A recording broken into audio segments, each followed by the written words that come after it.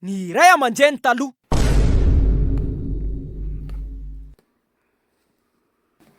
Neny eo? Ahoana sanako? Nahazo doktora za. Afaka ihany le tiaka.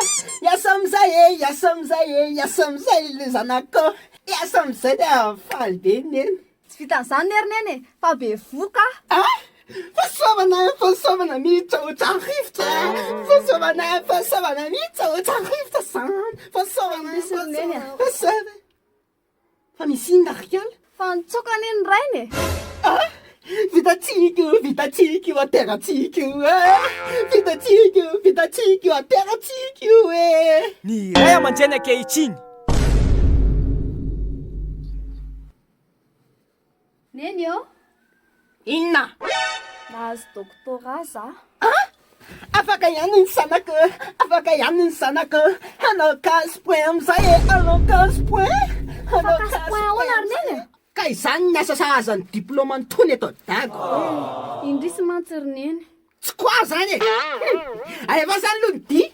Mandisa wa. Ka tsy vitan'izany nery neny. Fa misy inona?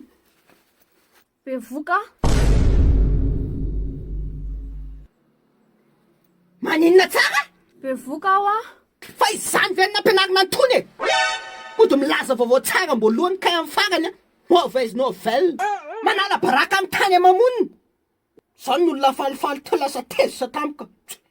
Mampiakatra tosy padezerana fotsiny. Le direkteranay neny rainy. Asfulayan on zan asfulayan azavady kisana ba asfulayan nakony malaza eo atesa fotsiny layan ka maninona koa ka mba zany tenenina bonera te asfulayan Falerenzany ako ngery neny lasa nitsoka any France. Vonjeo e!